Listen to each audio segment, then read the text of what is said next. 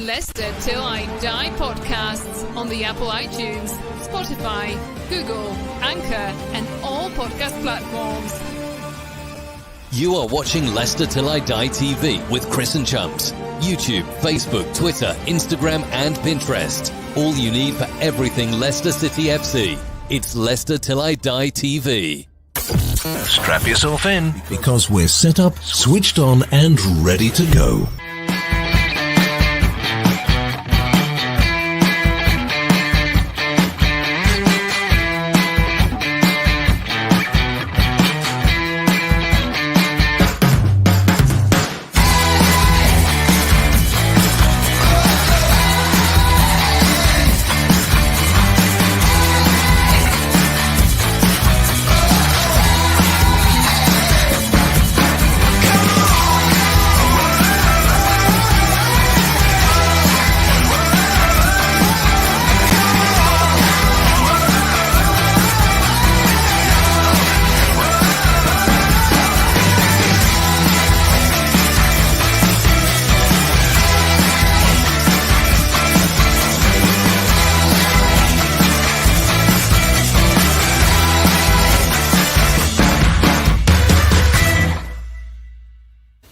Hi everybody, Jerry Taggart here. Now be sure to watch Chris and Leicester Till I Die TV by subscribing on YouTube and following them on social media for all the latest Leicester City news and information. Come on you foxes!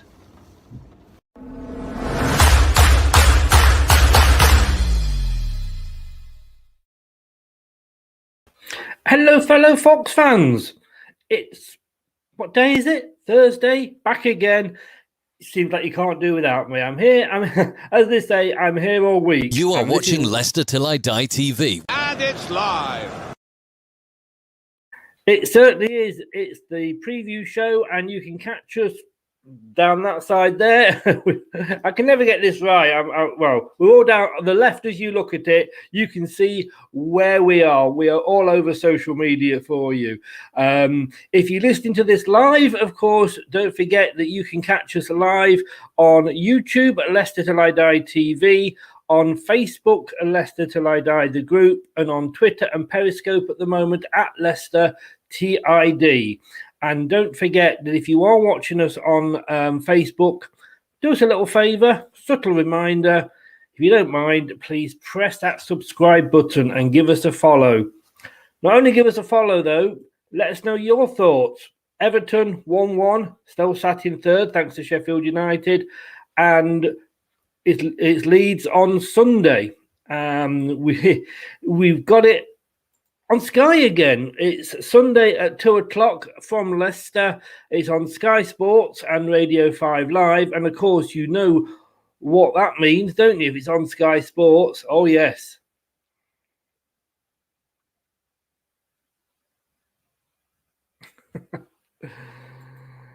We might even get a mention before we kick off. I live in hope. I live in hope. Got to say good evening to Facebook. Torquay Foxes. Good evening, Torquay Foxes. How the devil are you? Hope you're well and hope you've got no rain or snow. I think it should have passed over us.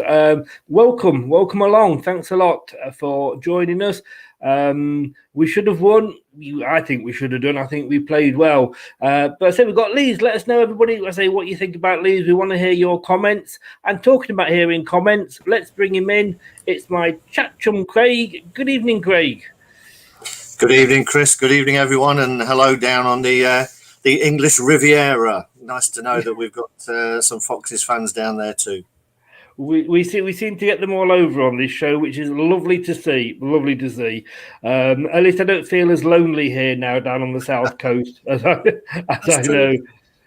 As I know, there's more. And another Facebook user, good evening. If you're on Facebook, just stick your name at the end because it means we can just see who we're talking to if you're not signed into StreamYard. Yeah, we should, very, very briefly, we should have won, shouldn't we? Yeah, we should. I think it was a very good performance. It was kind of controlling performance you expect from a top six side, and it's encouraging to think of that being Leicester City. You know, that we had our moments, as we always do, particularly from set pieces or when the ball was put in the air. And luckily, Gomez has got quite a hard hip bone for that when that ball bounced off him right at the end.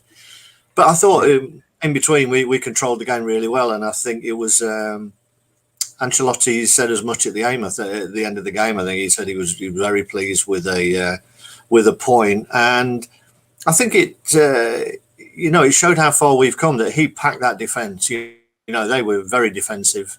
It was hard for us to break down, but I think we've always struggled breaking teams down like that. But I think it was encouraging that we seemed to be playing more incisive passes, and they had to throw themselves in front of blocks to make blocks and things. So overall, I thought it was a really encouraging performance and one that we deserved to edge.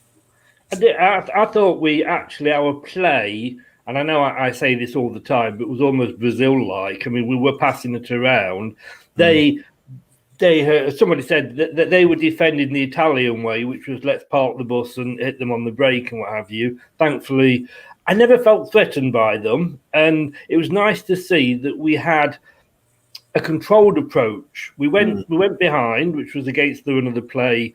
Apart from the odd 10, 15 minutes here, like you said, here and there, we were in control. But we waited. We didn't change. We didn't panic. Reminded me of Liverpool, sort of in the 70s.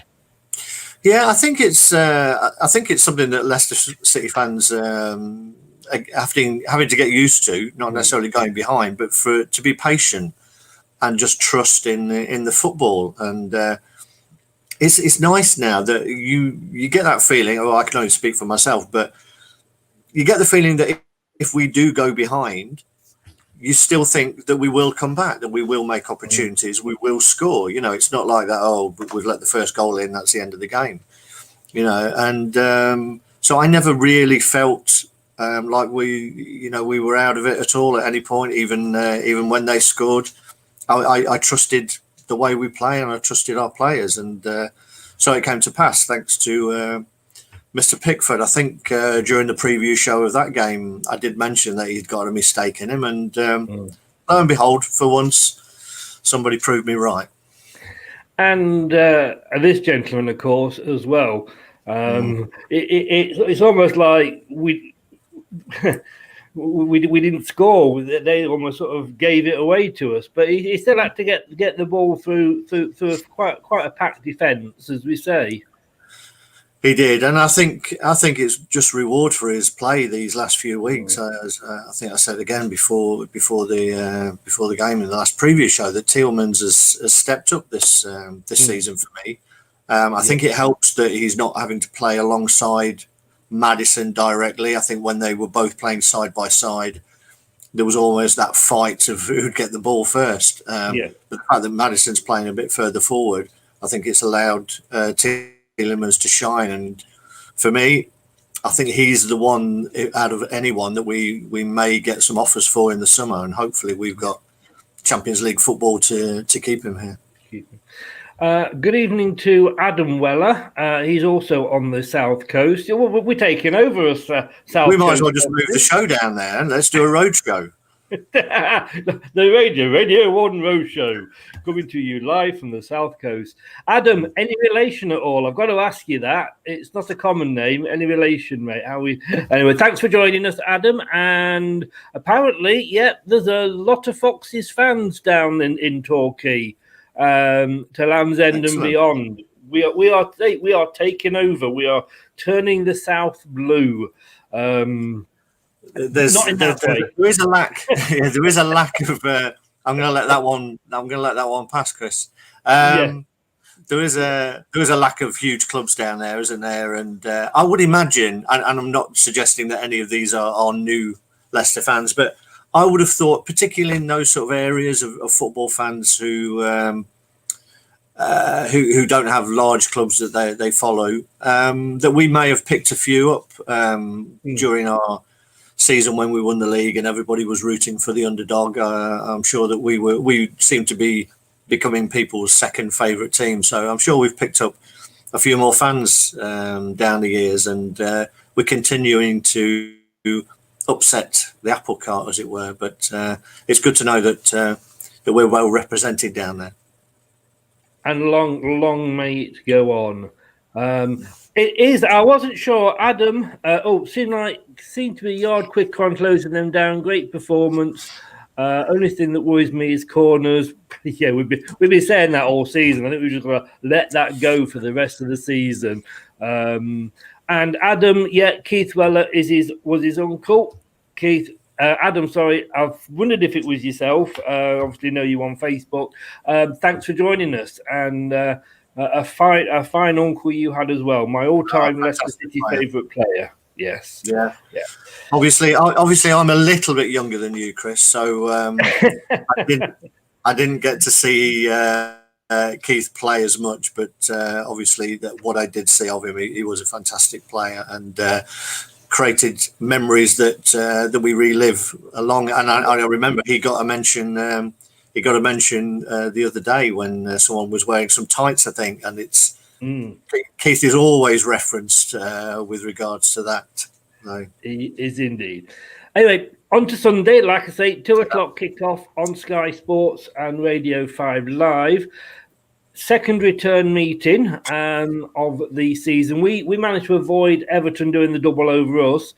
We beat Leeds 4-1. Can we do the double over them? In a word, yes. Yeah, I think so. You look at the way we're playing. You look at the way Leeds play. You know,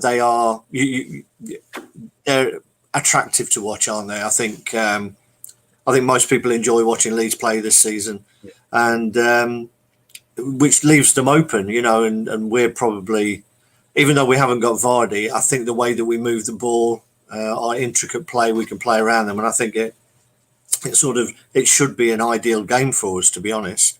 If we can control the speed of their attacks, I think we've got every chance of winning this one. I mean, I was surprised at the 4-1 result last time. I thought it was going to be a lot closer, especially because, of course, they started off with that great game against Liverpool. Barnes, he's chipping in. Tillerman's there, a brace there with one of them being a penalty, and Vardy at the end. But Leeds, I was surprised actually when I checked it, because this is the table, and we've got ourselves there in third, but Leeds are in 12th, and they've got the likes of Wolves and Palace below them. They're not, you know, they're probably going to stay up this season. I would, I'd be shocked if they got dragged into any kind of trouble, to be honest. Usually, if you go down, it's because you can't score goals, and I don't think Leeds have that problem. I think they'll have goals in them. Yes, I mean, I was looking at some of their stats, and I think they've let in 2 more goals than they've scored.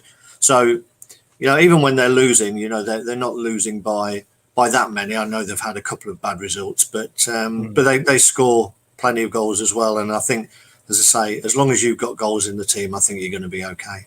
Yeah, Rudy Ahern there. We will pick off Leeds. We will pick Leeds off like taking candy from a baby. Oh, I always worry about making comments like that because I think it can come back and bite you on the old posterior. Born and bred in Whitstone, lived in Torquay since 1990. Used to watch Matt Elliott at Torquay United. Wow. I had forgotten he was down there. I only think of him as at Oxford. You know, the way Leeds play will leave the game open for us to counter them. Can see it being 3-0. Adam, we'll come on to scores later. It remind me of that. But taking up on the point you made before there, Craig. I'm just going to try and bring it up now. Where are we? Season so far here, if you have a look, they are conceding more than the scoring. You know, they are 1.6. It's going to be an entertaining game looking at that. Average goal scored 1.6 compared to our 1.8. And I know, I say Brad doesn't like stats, but I like my stats. But they average goals conceded, that's quite high. That's near coming on to a game. It is, but if you look at it again, they've only, they only got one less clean sheet than we've got as well. Yes. And appear to be creating more chances. So I'm a bit unsure of the chances created per match with us being only one. I must admit that does seem a little strange, that stat. But I think it depends possibly on how they look. I mean, if you look at the game on against Everton, I think we had 16 attempts, but if you're going on what's on target, I think only about 5 of those were on target, and that's the problem a lot of time with Leicester is and I know you only need one to go in to win the game, but getting them on target, and that's one stat I do like. I think if you're going to have the shot, great. If you're not having shots, you're in trouble. We've got to be getting them on target at this level, haven't we? Definitely. I have a few disagreements with Scott when we're watching the game, I must admit, about the fact that people will say, "Oh, that was a difficult chance" or whatever, but this is the Premier League. These are the top players in the top league in the world. So it's not like you and I, Chris, with the best will in the world and all due respect of us, playing on a Sunday morning and missing a chance. These players should be hitting the target. They have enough skill. If it's a difficult chance, yes, but I find it a little bit annoying sometimes when we just lash at shots, and not just us. Every team has this. When that they're more than capable of picking a pass out, and there's no reason why you can't pass the ball into the top corner of the net. So it seems strange. Different things come over players when they get near the goal. And that composure is the bit that marks you out as a great player and a great finisher. But I think we are doing better. It'd be interesting to see the stat about the percentage of shots on target out of the chances we create. But I think we seem to be hitting the target pretty on a more regular basis than we have been in the past. We are improving stats, and like I say, I do love my stats. But one stat we can't get away from is scoring from a corner. We are still the only team, not even Sheffield United, I believe, have got a goal from a corner. We're getting it past that first man now. What are we doing wrong? Well, I think if you look at the last game, we probably didn't get it past the first man, and we resorted to playing short corners against Everton. And you can clearly see that they've been working on that short corner routine. There was 2 or 3, and I think it was only slightly the weight of pass a couple of times or somebody just being slightly out of position that meant that we didn't get in behind them. But there was a lot of encouraging signs. What I would say, I watched the highlights of the Burnley Villa game, and which was a great game.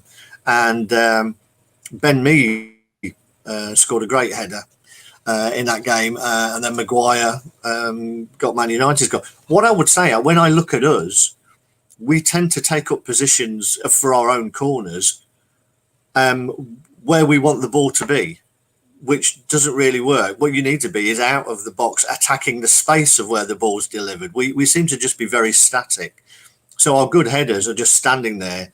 You're never going to win from a standing jump against big towering defenders. So I think I'd like to see us just staying out of the area a little bit more and creating more space for us to run into and attack it. We just seem to be crowding the box and making standing starts, standing jumps. So I think there's things we can do to improve that.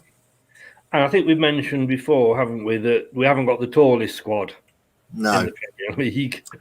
No, we haven't. So it makes sense to actually stay further out and try and just attack space, and hope the ball comes to you rather than just creating a crowd scene. But who are we, Chris? Who are we to tell these coaches what to do?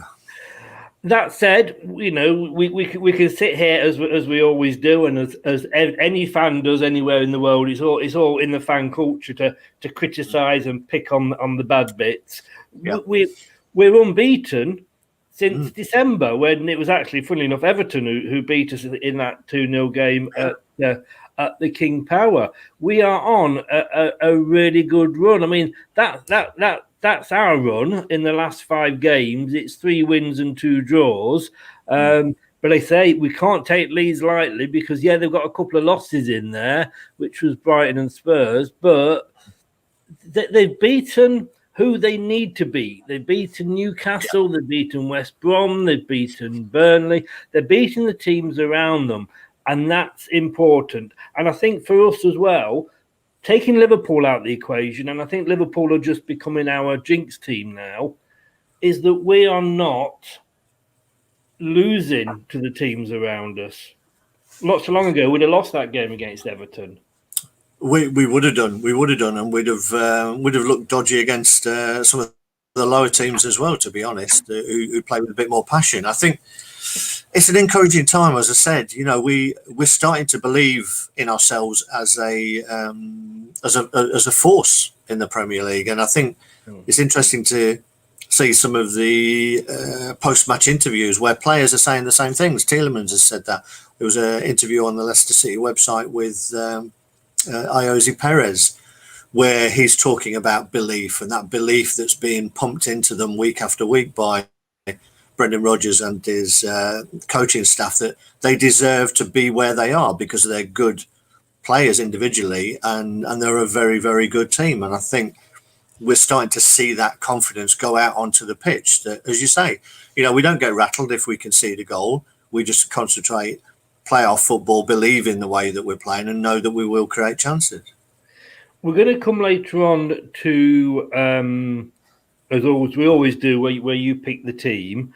But I want to ask people out there in advance of this. I don't want you to sort of say anything yet at the moment, but just see what people, if they can comment, whether it's a Perez or Inacho game at the weekend, and we'll come on to that later with yourself. But yeah, let us know if you're in the Perez camp or the Inacho camp. Do we need to give him a chance?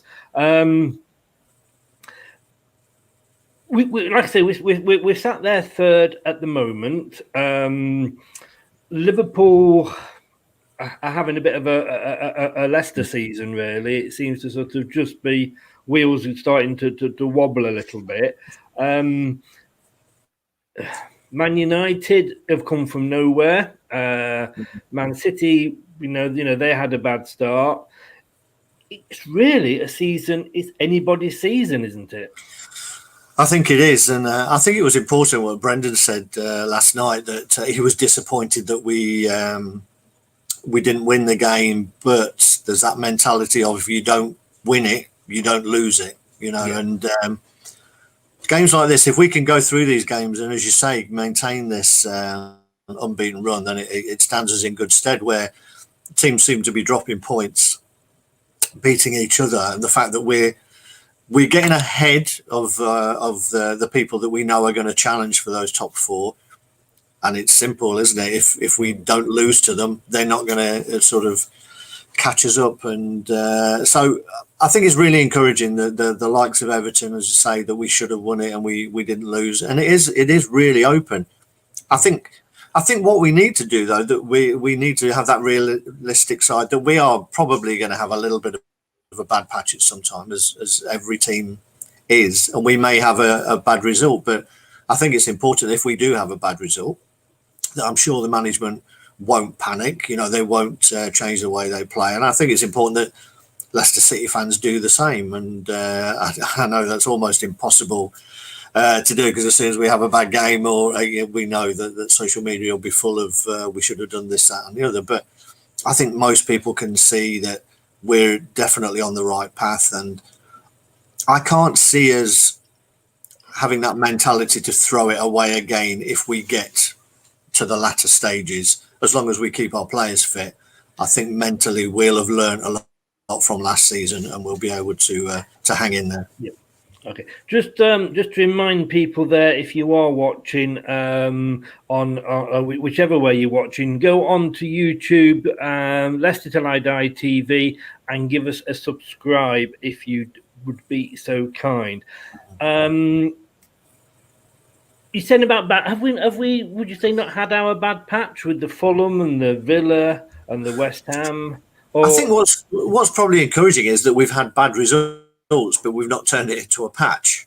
We've managed, I think, to bounce back. So we have had some disappointing results, but our away form has been solid virtually all the way through. So we've not put back-to-back bad results, I don't think. I mean, I'm sure somebody who's got all those stats to hand will tell us. I'm not sure whether we've had back-to-back defeats, but if we have, we've probably done it once. So I think we are a team that can bounce back. I think we've showed that we can bounce back. So we've not necessarily had a bad patch as such.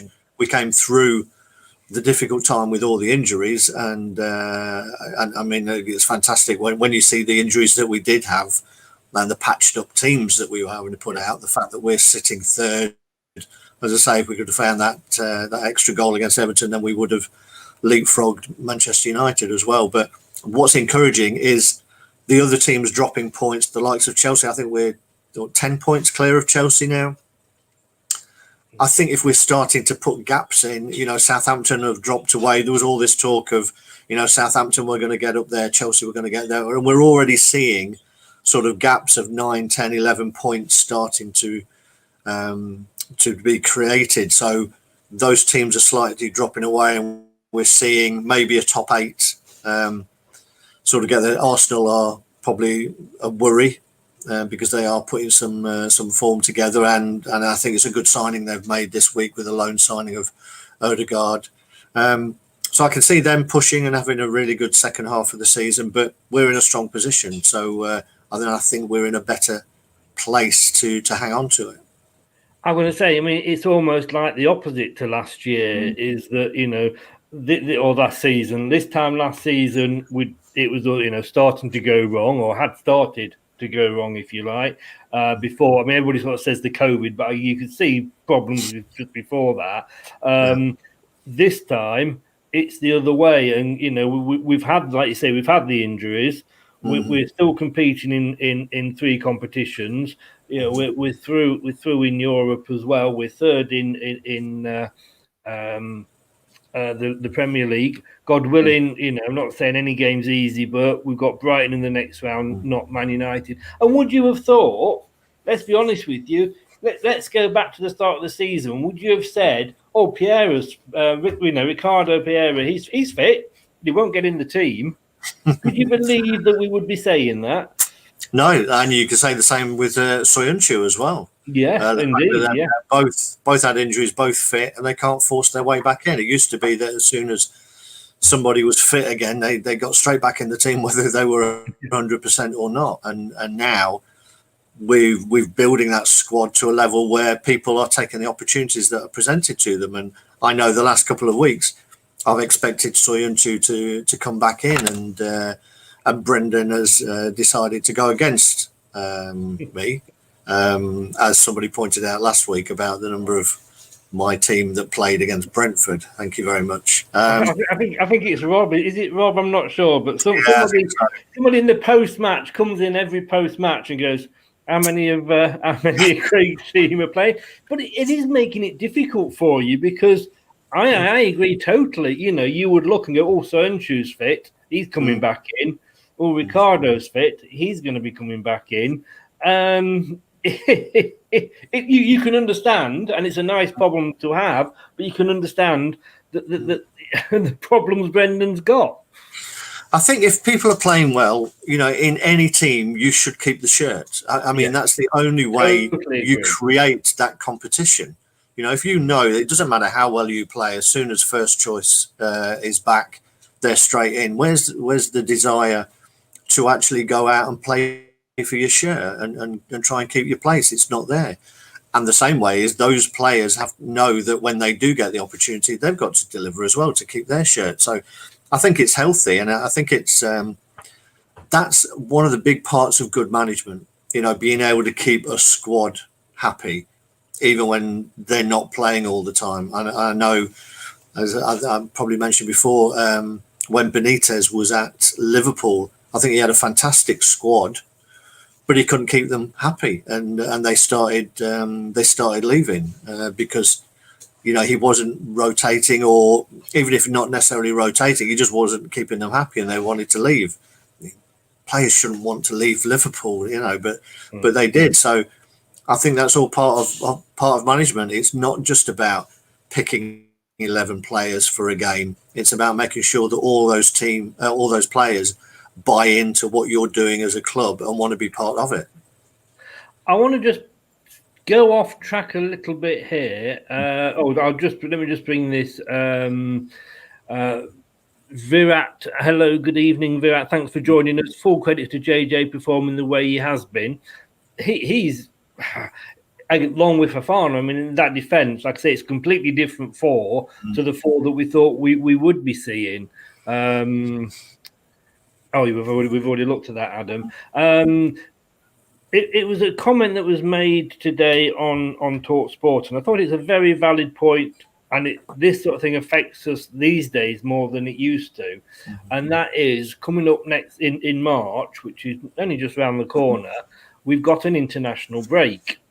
Now, as things stand, we've got a lot of players in our squad that are going to be flying off all over the country and aren't going to be able to get back in. Or if they do get back in, they're going to have to sort of self-isolate for 10 days.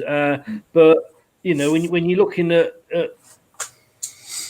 people, social, media influencers and what have you being told that they shouldn't be going abroad to do the job, should we still be having those international games? UEFA and FIFA said, yes, they will carry on, whatever. But we could be without some really key players, not because of injuries, because obviously they've got to self-isolate. Yeah, I heard this as well, and it beggars belief, to be honest, that the players will be asked to go to represent their country, but then be told that they can't come back and play for the clubs. I can only think there will have to be some special dispensation. I know the government, so far, the official line is that there'll be there's no let up against it. They all have to be treated as everyone else is treated. But all these players are playing in bubbles anyway. They're playing in bubbles. They're tested every couple of days. Their trips are fully controlled. They would all go and meet up. I'm sure they would all be tested as soon as they all met up. The results would come back. Anyone who seemed to have a positive test would be sent up packing. So I think they'd have to find a way around it. Otherwise, whatever hotel they're playing, they're all going to stay in when they come back after that match is going to have a fantastic football team. That's for sure. It did. I think I wouldn't want to be playing them in the hotel league. Yeah, and somebody's just said, we're any big club's going to have this problem. Yes, it is, but I don't particularly give a shit about whether Liverpool have got that problem or Man United. I'm concerned about Leicester because that's the team. That's our team, and yes, it's one of those things that comes with success. And whilst I'm happy when Maddison doesn't get picked for England and Grealish does, because it means he's not going to get injured, I'm obviously disappointed for the lad himself. Yeah. There is a commitment there that these things have got to go on. But I think the point, and I'm going to admit that I heard that was made, and it's a very good point, is how it looks. We're being told that we can't, and that you go anywhere, we can't travel, we can't go down to the local pub, and yet here are these players. And I'm not criticising the players at all. I'm criticising probably UEFA and FIFA. Yeah, I think most people, apart from those who have got an agenda of some kind, and so many people, anybody who wants to make a comment on Facebook, Twitter, social media seems to have an agenda already, a political agenda that goes with any comment that's made. I think most of the people, the silent majority, I would say, would accept the fact that because the players are all kept in bubbles, are all tested regularly, that they should be made an exception. It's not like they're going to go away, come back, and then go down and all be mingling around the clock tower and sort of giving everyone COVID, is it? It's they come back and they come straight back into a bubble as well, where they're going to be regularly tested. I think there has to be some common sense. Otherwise, the top teams, are going to be missing a whole full of team. We could easily. It's not just England players, is it? Everybody comes back to England. So they're coming back here, so they have to abide by our rules. It doesn't matter which country they're going off to. So I can't see how it can actually work. Either the government or UEFA will have to find a solution to it. Now, whether that means it's neutral venues, neutral countries where they did it before. They played at the end of last season. They played, I think it was all the Europa Leagues and the Champions League, and they had it in one country in 2 or 3 grounds where it was all controlled. Now, maybe that's something that they have to do. They have to go choose a country where the disease is under control and play all the games in one place. I don't know, but there has to be a solution. I can't imagine that you're going to get these international games and then half the Premier League are sitting in a hotel for 10 days waiting to get cleared again. I can't see it happening. I mean, it's a while off yet, and obviously fingers crossed, and God praying that it's a lot better then, and restrictions are a lot easier everywhere, to be honest with you, because like I say, other countries have got a similar sort of thing. But no, I just wondered what your take on that was, because I thought it was a very, very interesting point that was made, and one I hadn't considered, to be honest with you. No. Facebook user, tough game. Leeds are very fit and have some class young players. Thinking high-paced game with plenty of class young players on both sides. Aidan Harrison, Rodrigue Phillips, even Bamford is doing well. I think an open end-to-end game that will just edge it 3-2. If Fards was fit, it'd help. Of course it would. But talking of that, we're going to take a quick break, and then we're going to be back, and Craig is going to put his Brendan hat on, and we're going to see what his choice of team is going to be, or what he would play if he was earning the millions that Brendan is. Would be nice. It would be, wouldn't it? We'll be right back after this. Leicester Till I Die podcasts on the Apple iTunes, Spotify, Google, Anchor, and all podcast platforms. Indeed, if you want to listen to us on Catch Up, Leicester Till I Die, and that's on all the major podcast platforms, including, of course, the main ones that you all know, Spotify, Apple iTunes, Anchor, and Google. So, Craig, we're looking at, there was a few changes that came along for the Everton game. We thought there would be, maybe not the one I was expecting, or maybe even you were expecting. But starting, let's have a look at what you think Brendan's going to do, get into his mindset.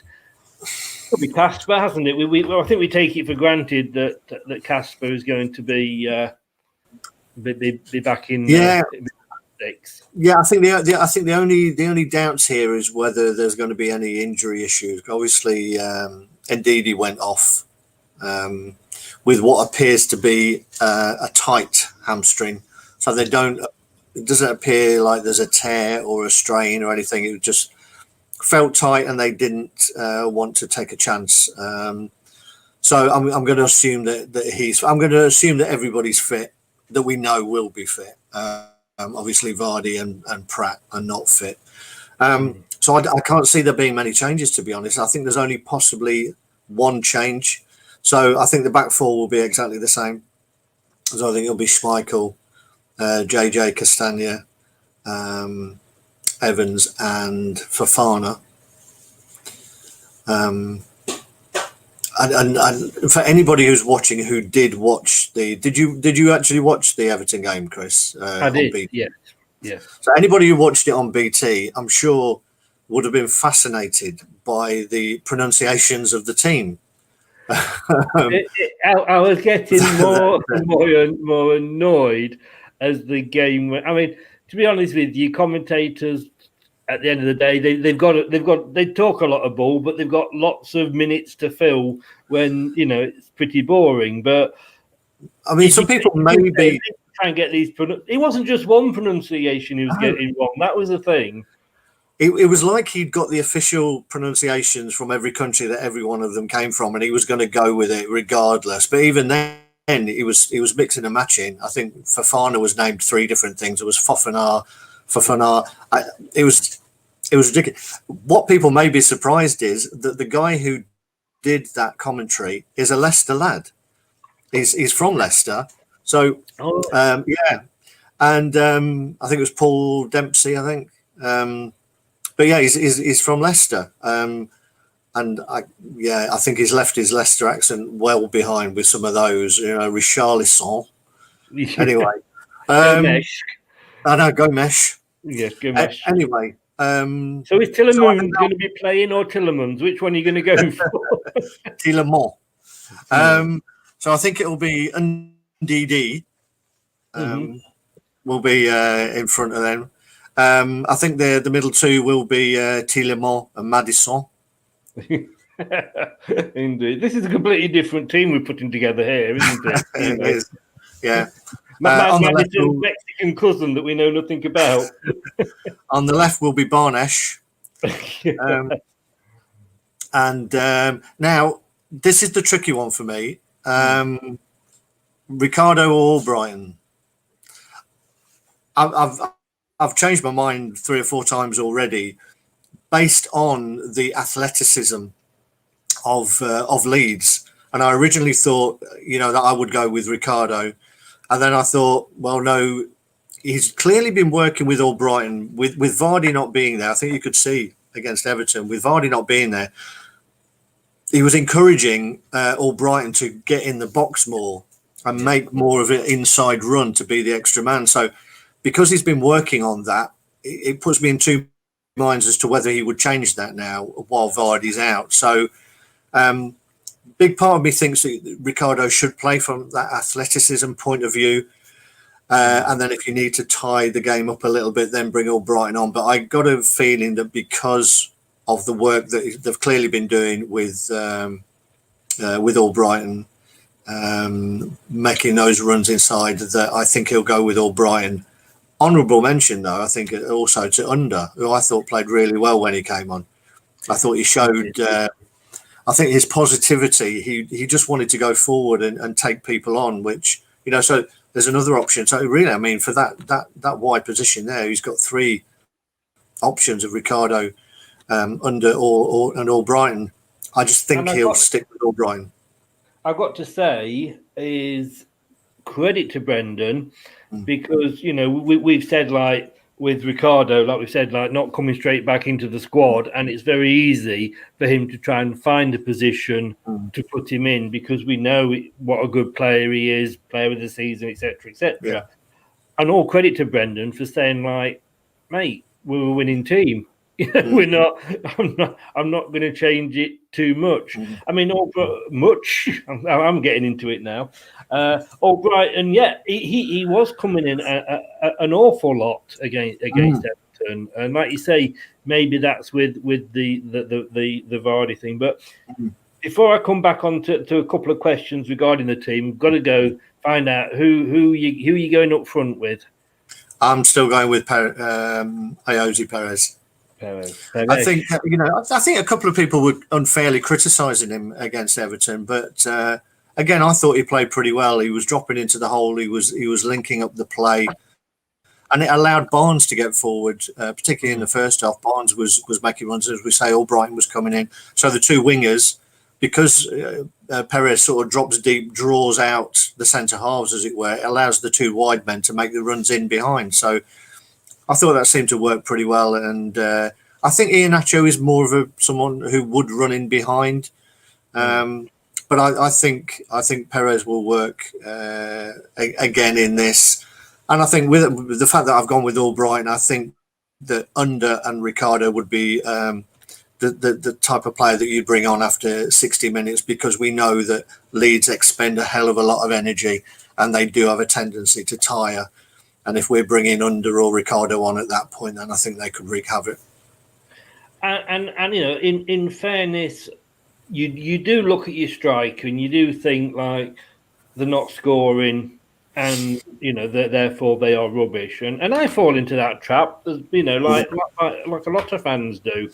But we have to accept, Vardy hasn't scored for 5 or 6 games before he was injured, but because he's Vardy, he escapes any criticism, if you like. Yeah. And like I say, Anna, I put myself into this bracket totally. But the point I wrote this down watching the game. The way that Everton played, I don't think Vardy would have got a goal against Everton either, because I don't think the game wasn't set up for him. No, I think there was 2 or 3 occasions early on where they broke out and left themselves a little bit exposed. But in general terms, they had 10 men behind the ball for a lot of that game, which doesn't play into Vardy anyway. So you need the people like Perez or Iheanacho who've got quick feet, and I thought Perez constantly showed for the ball. It was constantly available, trying to get in nice little positions and pockets to pick the ball up and allow people to play around him. So I think it's definitely worth persevering. Facebook user here, Perez didn't deliver last night. God, was it last night? My days are merging all into one this week. Perez didn't deliver last night. However, he's contributing more than Nacho in recent performances. It would be interesting to see if Roger sticks with Perez up front or changes Nacho up top. I'm surprised because I thought Nacho would be the one that comes in with no Vardy available. He's going for Perez, and like I say, when you take out the fact that, okay, Perez hasn't scored either, it's what he does off the ball. I made the comment, and I don't know whether it was yourself, that he does remind me very much of a Peter Beardsley type of player. Yeah. Is that he it's what he contributes more than just the goals, if you like. And Beardsley was never a prolific goal scorer, but he set up so many for Lineker and what have you. But I do wonder if Iheanacho isn't getting in, and I've said this to you before, I think, is the clock ticking? I think so. I think if Brendan had faith in him, he would be playing in these games. Yeah. For me, I think it's a little bit unfair saying that Perez didn't deliver, but it depends what you're saying that he didn't deliver. Yeah, he didn't deliver a goal, but I thought he delivered quite a lot in terms of his all-round play. I think if you sit back and look away from the fact did he score, no, he didn't. But he was involved in a hell of a lot, and particularly when you've got teams like that where it's a mass defence.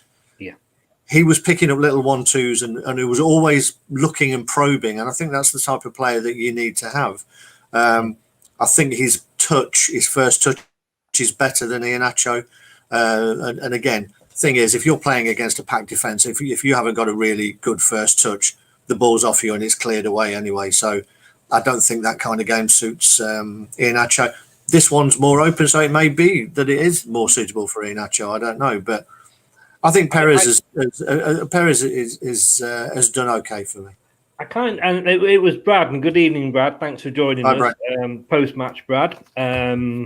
And we know he's not Perez's biggest fan, in fairness. But I kind of have, like you say, Vardy at one end of the scale with the way that he plays. Perez, like I've just said, is the other end of it. And Nacho kind of sits in the middle. But when you have got a packed defence, I think those sort of games do suit Perez more. Looking back, I mean, Ndidi... I wasn't worried. Well, I was worried when Ndidi went off in the fact that I don't want players injured. But I wasn't worried about Mendy coming back on because he's proved he's a more than capable replacement.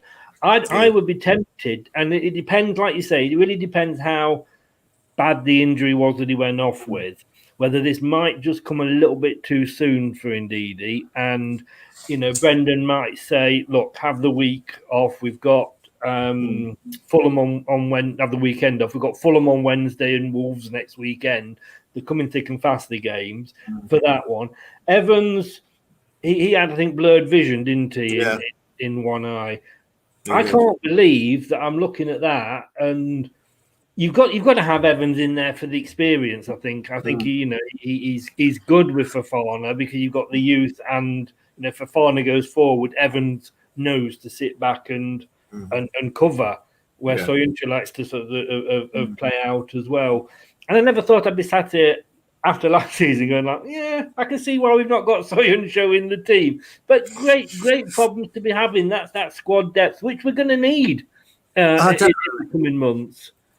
Definitely, and when Evans went off, and I said it's nice to see the future centre half pairing of Leicester City on the pitch, even if it was for 10, 15 minutes. And I think probably sometimes we're a little bit unfair on Soyuncu that he hasn't got that experience and he's not an experienced player, but he is experienced. He had a lot of games in Germany. You know, he's an international player. I'm sure that he can adapt his game to be the more experienced of a pair alongside Fofana. And we're certainly a lot more mobile and speedy with the pair of them there. But I think Rodgers just knows that he feels more comfortable as Evans is there. And I thought Evans had a decent game last night. There was a couple of occasions where his composure on the ball, there was one where he was right in front of Schmeichel, I think, and he knew where the space was, that he turned away with it. It's just sometimes his passing is a little bit, leaves a lot to be desired. I must admit, I always wonder when I see Soyuncu on the team sheet starting 11 whether I should have a spare pair of underpants ready, because he does have that effect, and he has some great little twists and turns. But when it's in your own box, it's like, oh, Skagler, please. Yeah. You know. Yeah, Cruyff turn in your own box from your central defender isn't what you want to see too many times in a game, is it? No. But basically, like you say, I mean, what you've gone for there. If Vardy was fit, that I think is your the first choice. I think at the moment, isn't it? It is, and as you say, it seems bizarre to think that you're talking about your first team without Ricardo or Soyuncu in it. It just shows how far we've come. Brighton, like you say, I mean, bless him. He's no spring chicken. He's very much in the Vardy sort of situation where I think Evans as well, these are players that, like we've had with Morgan, the older players that are there to come on towards the end of the game and just, with Wes Morgan, just calm things down at the back if we're panicking a little bit. And I think Evans will take over that role. Vardy, somebody said the other day, I think it might have been Brad actually, said Vardy's probably got another couple of seasons in him. I think he's probably got one more season in him at the top, and then we'll slowly see him become more of the impact sub. If they're like you said, if their defense is tired, bringing him on for the last 15 minutes, along with Brighton, exactly the same. Yeah. Would scare them, and I think for me that's how I see it panning out. No, I agree. I think we're seeing Vardy start to pick up quite a few niggles. We know he's had a hip problem. He's had a hernia problem. So I think as you get older, obviously you and I wouldn't know that, Chris, but as most people get older, they do start to pick up the odd niggle here and there, and they become more frequent. And when you were out for 1 week, you'll be out for 3. So exactly, I think it's something that Brendan will definitely be looking to address. And I think the one thing we lack is when Vardy's not there, even though he's not the biggest, is that physicality. We defenders can have a pretty easy time with us. I think, I'd have loved for us to have like a Dominic Calvert-Lewin in our team. That would have been great, that a bit more physicality. But we've got to go with what we've got at the minute, and I think we're more than capable of putting out a team that can cause Leeds a lot of problems. Indeed. Well, let's hope we can. We're going to have a look at a memorable match for you, classic match, in 1 second. We're just going to have a quick word from Alan, and then we will be back. Hi, Alan Smith here. Be sure to watch and listen to Chris on Leicester Till I Die TV. You can also subscribe on YouTube and various social media channels. Up the Foxes! Thanks a lot, Alan. Indeed, and it is classic match time. Leicester City versus Leeds United. Always get excited at this time of the night here. For you. I've got a couple of friends along. Yeah, what can I say? What can I say? Hopefully, they've got some football knowledge that it can help you with my quiz question. I'll try and keep it fairly brief because I know that a lot of people will want to get off and watch that Europa League clash between Liverpool and Spurs to see who's going to get in those Europa League spots. So I'm going to take you back to 1989, Chris, when you were probably just leaving school. I was still in nappies. I'm going to be honest with you. Yeah, I think you've pushed it a little bit too far now, Chris. And if anybody was there, it was a fantastic match. But I remember it for one particular thing. So Leeds ended up this season.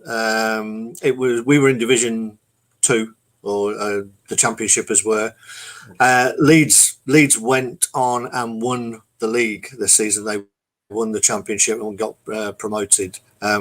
We finished 13th. But there's a massive crowd. This game is still available on YouTube. You can find this. The footage is pretty poor, to be honest. But the most surprising thing is it seems like Leeds had the whole of the Kop.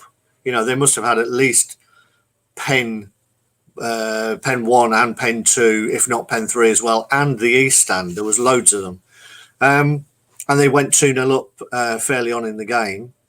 And in fact, we're 2-0 up at half time.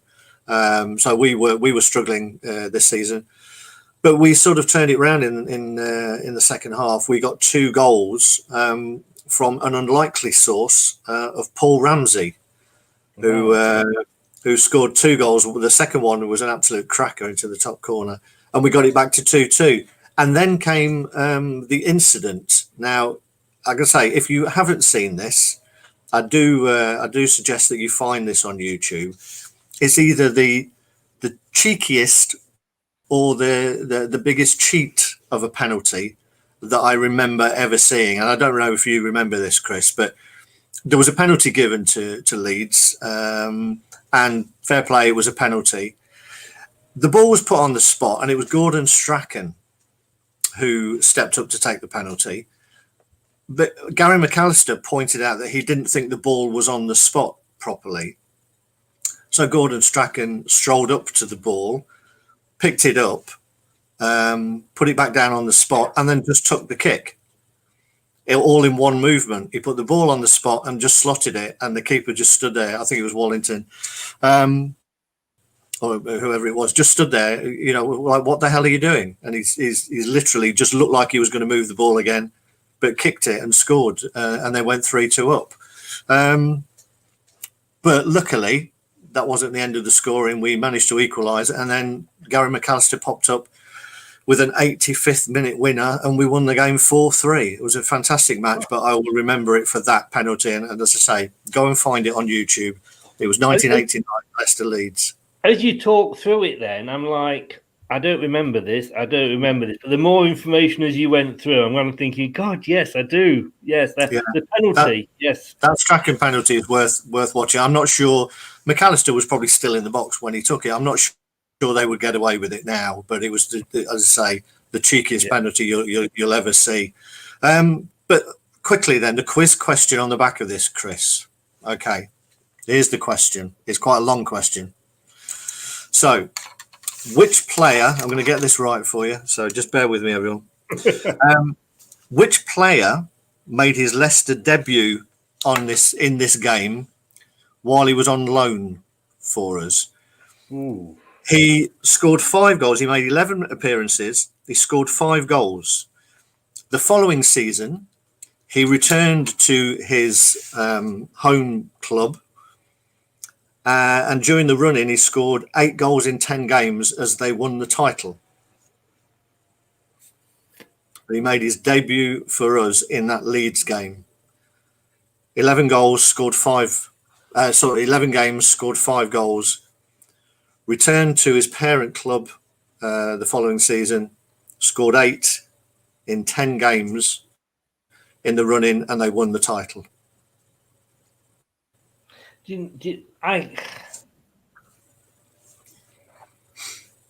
I can all help me out here, guys. If you're watching, please help me out. And my first thought when you started to do it, I wrote down Steve Moran, but it's not, because from I think from what else you've said there.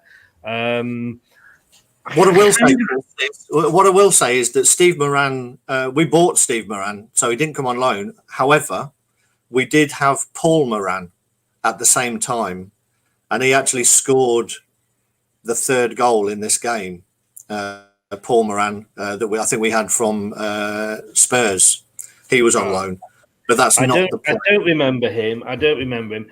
Help me out, anybody, while we're just talking, if you can think of that, because I can kind of remember the story. I mean, it's one of those, as it always is. When you give me the answer, I'll go, oh yeah, of course. But he went on to have a very successful career, scored a lot of goals for 2 or 3 Premier League clubs. Never got a full international cap, though, I don't think. I think he played for England under 21s, but never got a full cap either. Right, we'll come back to that. Like I say, I can almost visualize the story of the guy then, going back and helping his team. But I am struggling. We will come on to that. Give us some thinking time. But I don't want to say anything, but I went for 1-1 for the Everton game. You know, when you say you don't want to say anything, Chris, you do realise that you've just said something, don't you? That's how it works. I couldn't let it go. I knew that you'd gone for 1-1, and I knew that I'd gone 2-1, so I was willing us for a lot of reasons for us to get that. But well, that's what the guys have gone for this week. Walsh has gone 3-0. He thinks we're going to have an easy time of it. Steve Lynix, who actually, hopefully, Steve Lynix is going to be coming on the post-match show on Sunday after the game. Great. So that will be nice. It's Sunday, so we can't always, I mean, Julian, who normally does it, Julian Watts, it's his daughter's 18th, so we'll give him the day off. But Steve Lynix hopefully might be joining us. He's gone 2-0. Big Marshy, big surprise there, because obviously Everton was one of his Everton. Yeah. He actually went for the Leicester win, although he didn't get it. But on this one, he's gone 3-1 over Leeds. I've gone 2-0 because I think it'll be a Leicester win, but not quite as easy as Walsh has gone. But hopefully we're going to be celebrating a la that style. What are you going to go 3-1? Well, it's interesting that you said it was Julian Watts' daughter's birthday on Sunday, because it's my daughter's birthday on Sunday as well. So, well, say happy birthday to her. Early birthday to Emily. She'll be 22. I know I don't look like I can have a 22-year-old daughter. I know, it's amazing. I thought you were going to say 12 then. I thought you were going to say 12. Yeah. So shout out to Emily. Happy birthday, Emily. I'm going to go a 3-1 for this one. Yeah, I toyed with a 3-0, but I know Bamford hasn't scored for a while, and we have a tendency to allow people who are going through a barren patch to get a goal. So I'm going to go 3-1. I'm not surprised. Like I say, you're determined that one time we will get a 3-1 result. So we got one, and you didn't ask me, Chris. We know that. So, so you say. So you say. I mean, I actually I've texted the club and said, look, guys, if we're ever 3-1 up and we've got half an hour to go, just don't score another one, please. Whatever you do, don't score another one. Good afternoon from Stephen. Not sure what he's trying to say there, but thanks for joining us, Stephen. But Gee whiz. Very, very quickly, we've just gone over the hour mark. You're going to have to give me another clue regarding this player, because I really am struggling. My brain is you're in a bit too far back for my memory. He went back to his parent club, who were Arsenal, and they won the league the following season. Was that? No, I'm tempted to say Alan Smith. Well, are you tempted, or do you just want to say it? Well, I know we sold him and then we loaned him back. So, and it was around that time with Alan. So, I'm going to say Alan Smith. Well, you'd be wrong. Yeah, it wasn't Alan Smith. Are you in need of because of the time? Are you in need of the answer now, Chris? I'm in need of the answer purely because I've no idea who else it. I was so confident then. Yeah, I'll give you one final clue. He also played for quite a while for Everton.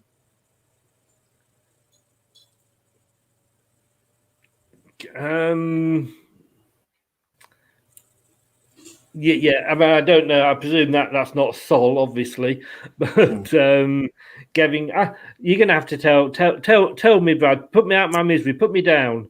Even though you've just called me Brad, I'll let that pass. Sorry, Great. Stephen, I can't multitask. I can't be thinking of an answer and talking at the same time. You know that.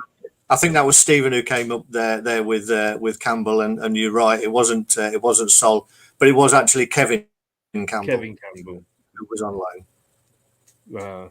To be honest with you, like if Leicester was still playing Everton now, we wouldn't have got another goal, and I could still be looking at this on Sunday. And without Google, I wouldn't have come up with that at all. No. But as always, you test me well, Craig. You test me well. That's what I'm here for. We had to find out what you were here for one day, didn't we? You asked for that. Craig, have a great day on Sunday with Emily, and thank you very much. Have a good a birthday time as you can do in the current situation. Thank you very much for joining us, and I will see you. Well, I'm not sure what we're doing next week because we've got Fulham, haven't we? So we have. Yeah, Fulham are on Wednesday, so So it's probably going to have to be Tuesday because we've got the transfer show on Monday because it's transfer deadline day on Monday. So yeah, that should be a quiet night. 7 o'clock on Tuesday, if you are available, sir. I shall see everyone there. I will see you next Tuesday, as they say. In fact, yeah. Thanks a lot, mate. All the best. You're welcome. Bye, everyone. Thanks for watching. Cheers, Chris. Thanks a lot to Craig, whose knowledge knows no bounds. Unlike me, I have my Leicester knowledge. As much as I love the club, it is bounded. It is very bounded, as you can see. Thanks very much for watching.